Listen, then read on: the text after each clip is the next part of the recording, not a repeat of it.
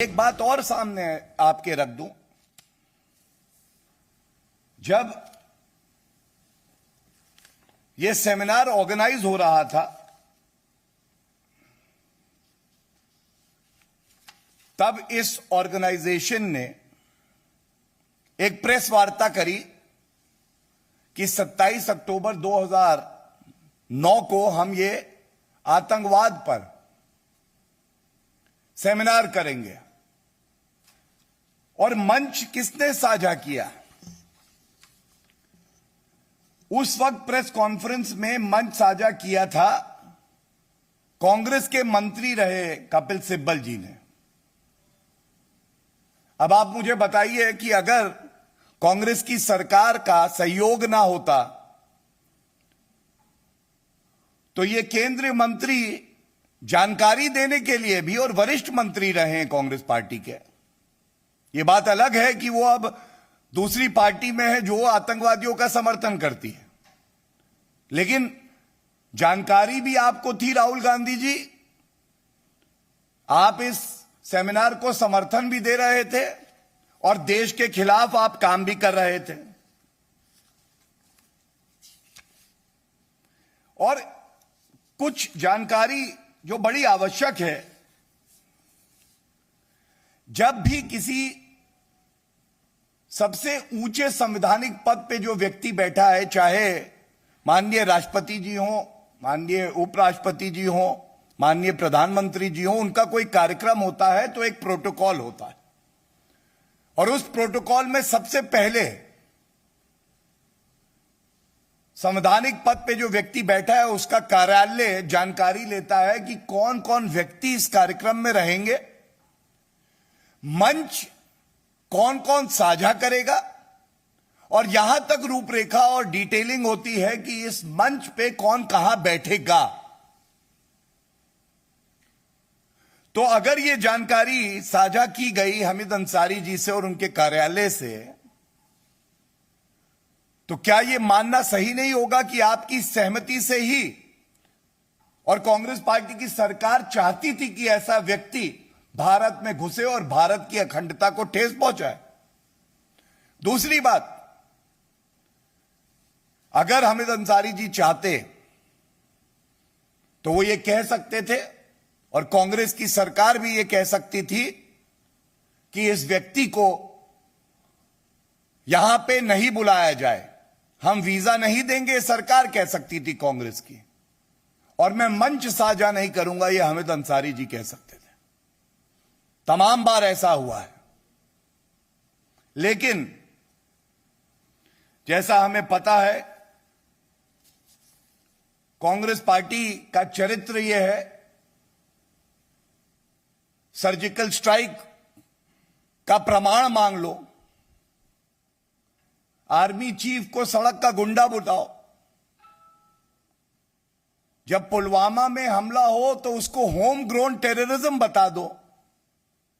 और इसीलिए आतंकवाद के खिलाफ जो मजबूत लड़ाई श्री नरेंद्र मोदी जी के नेतृत्व में हमारी सरकार लड़ रही है, उसमें सबसे कमजोर कड़ी कोई है तो वो हमारा विपक्ष और कांग्रेस पार्टी है।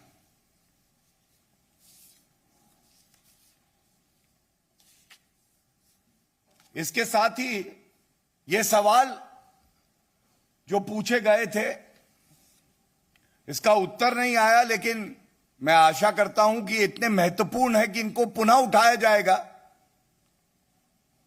और इन सवालों की गूंज से कांग्रेस पार्टी को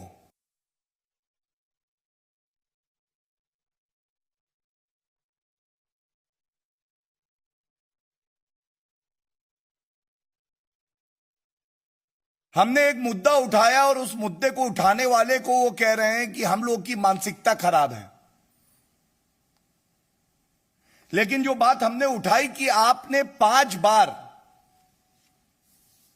ये जो पाकिस्तान से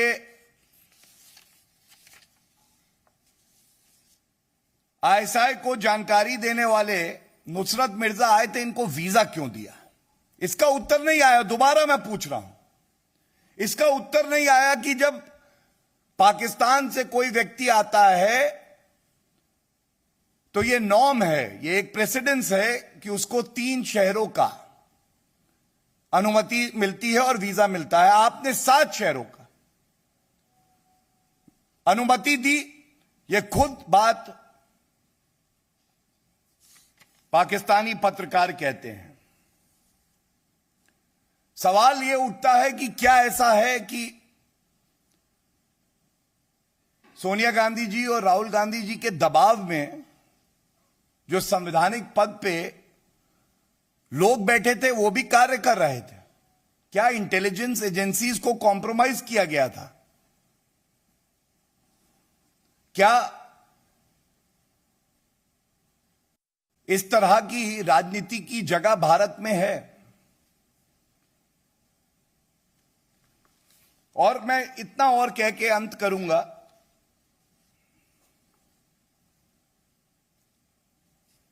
26/11 का ये जो हमला है, इसके बाद कांग्रेस पार्टी का चरित्र क्या रहा, चाल चलन क्या रहा? सबसे पहले याद करते हुए मेजर संदीप उन्नीकृष्णन जी को, जिन्होंने शहादत दी हमारे देश के लिए, लेकिन राहुल गांधी सुबह 5 बजे तक पार्टी कर रहे थे। ये लेके आया हूं मैं। दूसरी बात, तत्कालीन गृह मंत्री बंद गले का सूट बदल रहे थे।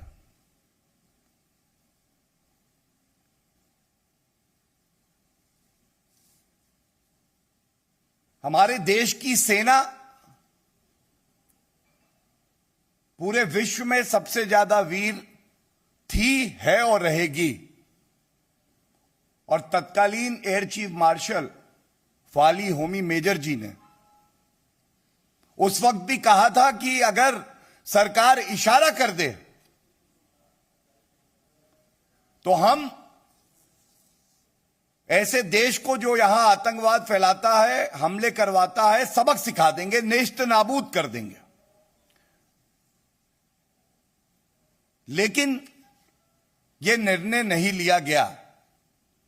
और जो मजबूत सरकार भारतीय जनता पार्टी की श्री नरेंद्र मोदी जी के नेतृत्व में सर्जिकल स्ट्राइक करती है, बालाकोट एयर स्ट्राइक करती है, तो उस पर प्रमाण हमसे मांगते हैं। और इसके साथ एक बात और जोड़ दूं, ये पूरे भारत की भावना है और कांग्रेस पार्टी के नेता रहे हैं, मनीष तिवारी नेता हैं, मंत्री रहे हैं, उनकी किताब में भी यही बात लिखी है कि कांग्रेस की सरकार में सेना के हाथ बांध दिए गए थे। जो रिस्पॉन्स होना चाहिए था वो नहीं था।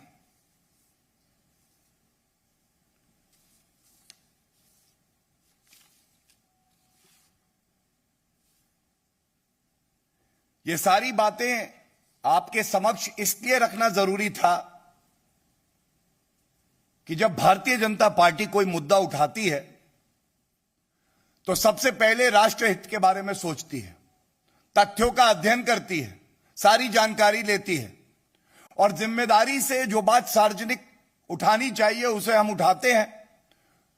और उसके अलावा कोई भी ऐसा तथ्य हो जिससे हमारे देश को परेशानी हो, वो कभी भी सार्वजनिक मंच से नहीं उठाया जाएगा। लेकिन ये जो सवाल है, ये कांग्रेस पार्टी को, राहुल गांधी जी को, सोनिया गांधी जी को इसका उत्तर देना चाहिए। ये तस्वीरें लाखों लाखों शब्द बोलती हैं, ये तस्वीरें आवाज है 140 करोड़ भारतीयों की जो चीख चीख के आपसे ये सवाल पूछ रहे हैं। धन्यवाद। Any questions? I take them.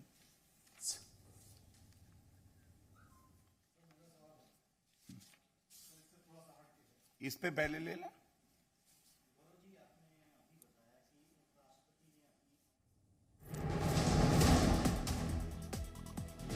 और इन सबके बीच हामिद अंसारी की सफाई भी आई है। मीडिया का एक धड़ा और बीजेपी के आधिकारिक प्रवक्ता मेरे खिलाफ झूठ का प्रचार कर रहे हैं। आतंकवाद पर मैंने एक कॉन्फ्रेंस का उद्घाटन 11 दिसंबर 2010 को किया था। जैसा कि सामान्य प्रैक्टिस है, मेहमानों की सूची की लिस्ट आयोजकों ने तैयार की थी। यह ज्ञात तथ्य है कि विदेशी मेहमानों को उपराष्ट्रपति द्वारा बुलाने की प्रक्रिया सरकार की सलाह पर की जाती है। इसमें मुख्य रूप से विदेश मंत्रालय शामिल होता है। मैंने ना तो इस शख्स को कभी न्योता दिया है और ना ही इससे कभी मिला हूं। ये जो सवाल उठाए गए हैं ये दर्शाते हैं कि कांग्रेस पार्टी किस तरह से देश की सुरक्षा में सेंध लगा रही थी। जिन लोगों के खिलाफ कार्रवाई करनी थी उनको भारत बुलाकर उनसे आतंकवाद के खिलाफ लड़ने की नीति सीख रही थी। ये भी दर्शाता है कि अगर इनसे सवाल पूछोगे तो ये बताएंगे कि हम कानून से ऊपर हैं, लेकिन ऐसा है नहीं। सवाल ठोस हैं, तथ्यों में दम है और आप में हिम्मत होनी चाहिए कि जनता के इन सवालों का उत्तर दीजिए। और एक संयोग है कि प्रयोग है, आप तय कर लीजिएगा। ये जो आईएसआई से जुड़े हुए नुसरत मिर्जा हैं, 7 शहरों का इनको वीजा मिलता है। बताया जाता है ये अलीगढ़ मुस्लिम यूनिवर्सिटी भी गए थे।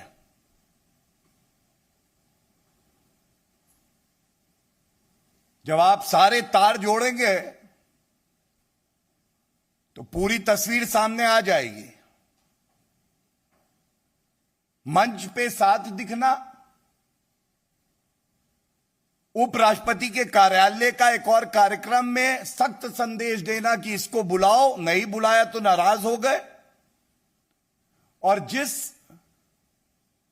इंस्टीट्यूट के साथ इनका रिश्ता रहा है वहां पे भी ये व्यक्ति जाता है और हो सकता है भविष्य में और जानकारी भी बाहर आए। धन्यवाद।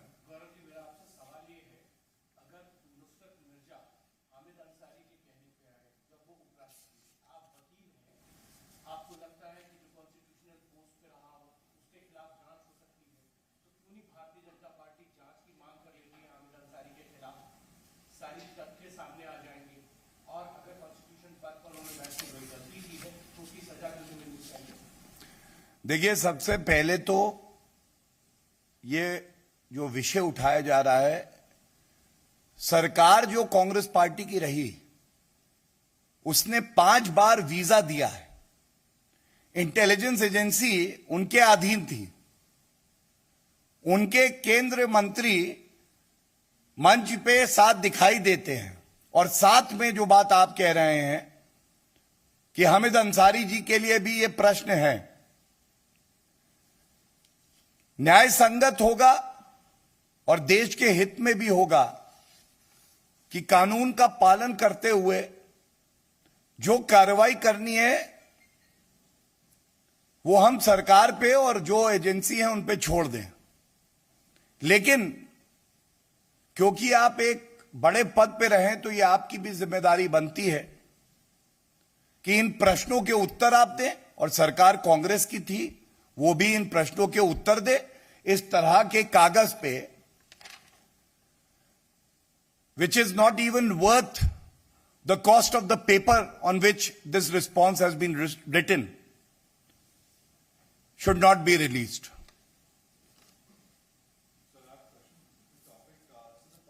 पहले इस पे कर लें। अगर any other questions, we are done.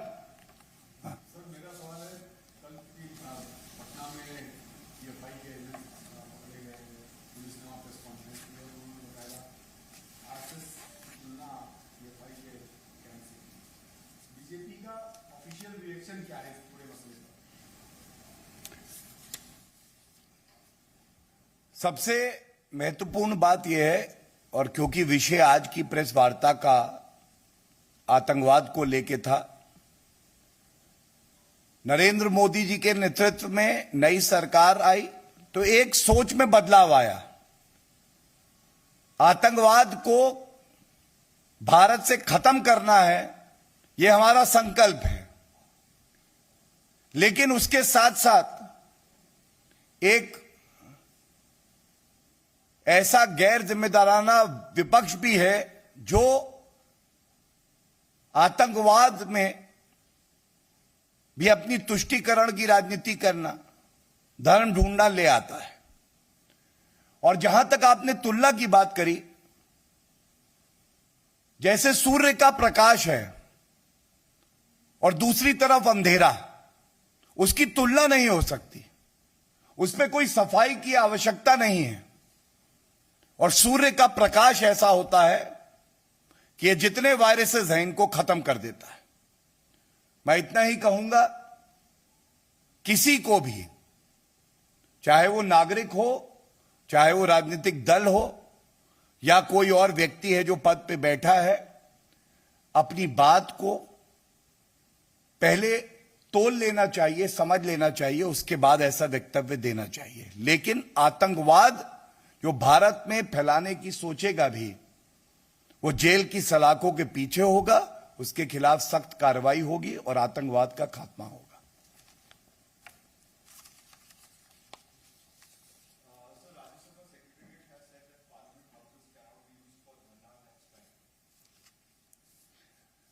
This story was just breaking when I was coming for the press conference, and I must say, best to my knowledge, it is the routine practice.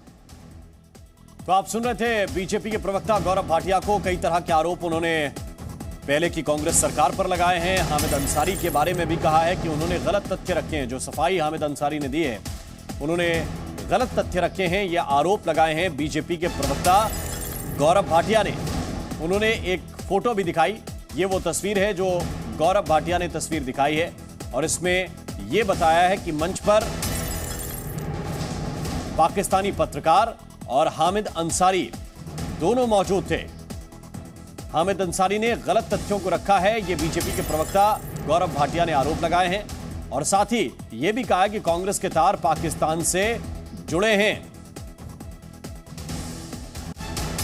Congress ने देश की सुरक्षा के साथ खिलवाड़ किया है, intelligence एजेंसियों पर दबाव डाला है, और ये तस्वीर भी गौरव भाटिया ने अपनी प्रेस कॉन्फ्रेंस में दिखाई है। उन्होंने कहा कि 2009 में एक सेमिनार हुआ था आतंकवाद को लेकर, और उस सेमिनार में तत्कालीन उपराष्ट्रपति हामिद अंसारी भी नजर आ रहे हैं, और पाकिस्तान का जो पत्रकार जिस पर जासूसी के आरोप है, जिसने खुद कबूल किया है कि वो यहां की जो जानकारियां हैं वो आईएसआई के साथ साझा करता था, वो भी इसमें बैठा हुआ देखा जा सकता है। तो ये तस्वीर दिखाते हुए ये कहा है कि हामिद अंसारी ने गलत तथ्य रखे हैं, और इसीलिए कई सवाल बीजेपी के प्रवक्ता ने पूछे। इस तस्वीर के जरिए भारतीय जनता पार्टी के प्रवक्ता गौरव भाटिया ये दावा कर रहे हैं कि गलत तथ्यों को रखा गया है। पाकिस्तान से आया एक बहरूपिया पत्रकार जो कि आईएसआई एजेंट था, उसके लेकर हमने यहां से कुछ सवाल हामिद अंसारी जी से भी पूछे थे, और कांग्रेस पार्टी की अध्यक्षा सोनिया गांधी जी और राहुल गांधी जी से भी पूछे थे।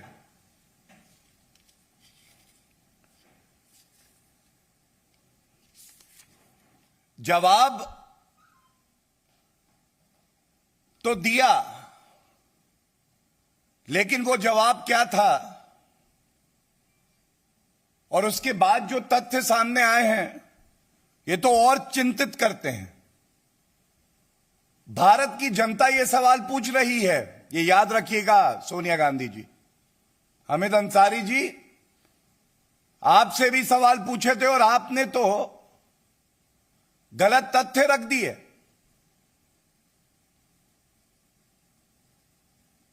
भारतीयता से बढ़ के कोई रिश्ता नहीं है सोनिया गांधी जी। और आज की प्रेस वार्ता का कोई शीर्षक होता तो यही होता कि तार कांग्रेस के पाकिस्तान से जुड़ते हैं, करंट वहीं से आता। बड़े पदों पे बैठे व्यक्ति, संवैधानिक पदों पे बैठे व्यक्तियों की जिम्मेदारी भी और बड़ी होती है। और कोई भी व्यक्ति हो, सबसे ऊपर हमारा देश भारत है, भारत के नागरिकों का हित है।